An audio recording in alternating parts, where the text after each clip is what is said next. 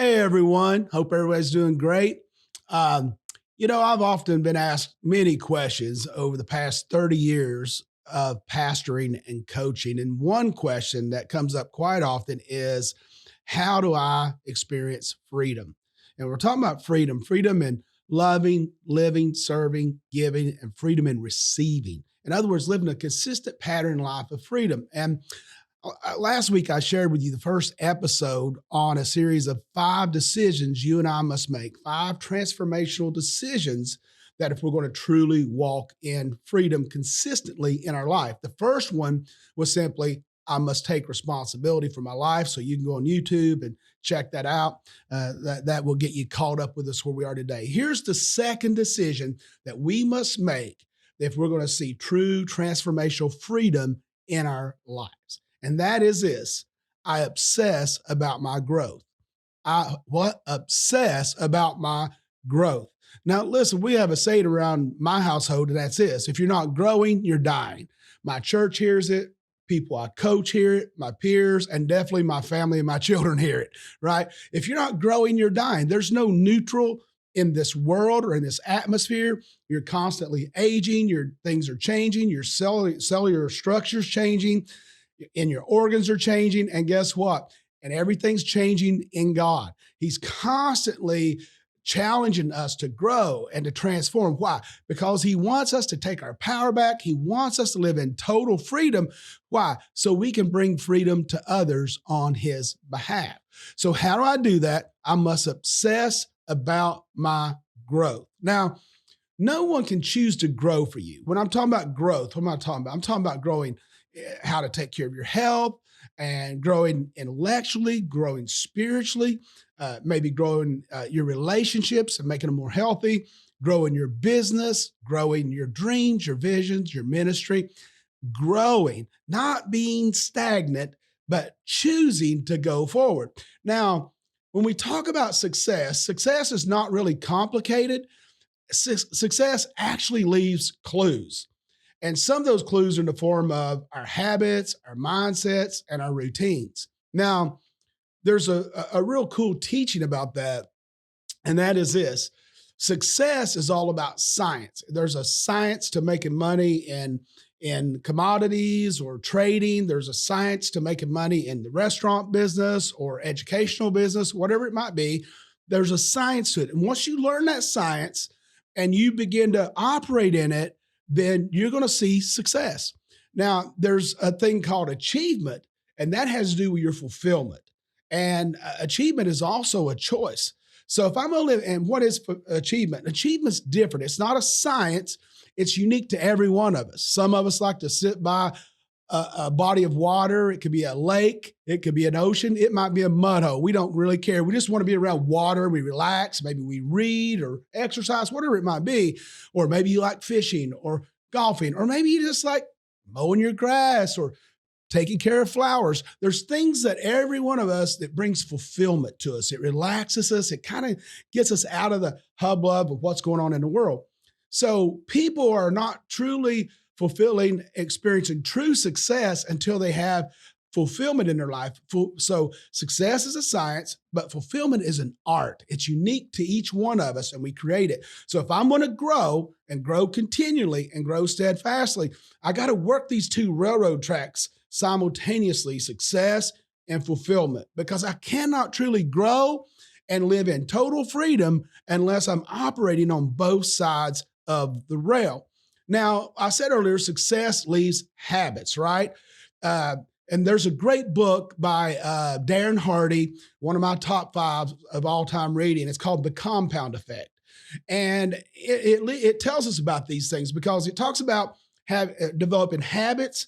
And then what happens? You make smart choices, you develop habits, and then what happened? Over time, they compound. You can pick one thing and work on it or whatever.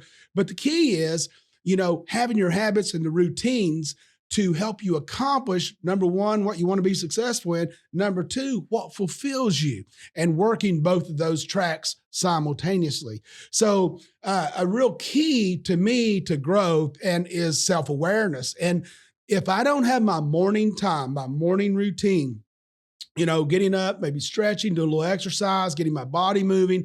But then my time of just prayer, being alone with God, my time of just focusing and meditating on Him and what His call is on my life, or maybe some things I have a desire to accomplish, to read something that's going to grow me that day, to put things in me that are tools that continually work on me from the inside out to become who I need to be.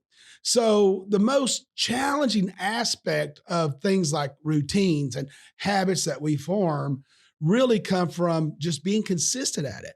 So, that's why it's critical. If you're going to grow, you're going to have to read more. You're going to have to maybe listen to more podcasts if you don't read, or do both. I do both. Or, find things that engage you in the area you want to grow in or whatever. But listen, if you're not growing, you're dying. In other words, you're not moving forward. And you can't truly operate in any level of freedom if you're not growing. So when we talk about growth and growth, more growth, what equals more freedom? More growth equals more freedom. Another cool acronym for you is smart choices plus consistency plus time equal a radical difference. Small, smart choices consistently over time equal radical difference. Those things, that's the compound effect. When we make that small decision, those smart choices consistently over time, what does it do? It reaps a radical difference or radical growth in your life. And when you have radical growth, what does that mean? More growth, more freedom. You can't be free if you're not growing spiritually, intellectually, in your health, and other aspects as well. So let me wrap up with this. Six ways to obsess about my growth or about growth. If you really want to put this into action and operate and truly operate in freedom, it's very simple. Number one, you must practice intentional learning. Intentional. That means you're intentional about picking certain podcasts about certain topics that you want to grow in, whether it's your health, your intellect, or business, family, whatever it might be. The second one I talked about a few moments ago, and that's meditation. What is that? That's to mull over the things that is your vision, your dream, maybe do a dream board, whatever it is, and begin to mull over that. And then also, what does the Word of God say about that? And what's the amen of God about that? And then what's the natural strategy that I need to make to put into practice to accomplish that? Meditation helps you to calm down and be aware about the most important, significant things that need to be in the forefront of your life. The third thing is daily affirmations and visualization. In other words, faith, what Hebrews 11:1 says, now faith is the substance of things hoped for, the evidence of things not seen. So if I'm going to live and walk in faith, then I got to begin to visualize what God said about my future, what the Word says about my future. And then I begin to visualize it till it becomes so real to me. I begin to speak it. I begin to feel it. And then I begin to do it. And that opens up this whole new world of you that you're constantly growing. So remember, progress, you have to have progress to have success, right? So just because you fail at a task, or maybe you feel like you failed, or you bombed out on an idea or a dream, you didn't bomb out, you didn't fail. That's a learning experience. Now you learned a way not to do it. Now you learn things probably in that time stretched you and forced you that you can use over here to even become more successful than you would have if that one event hadn't happened in your life.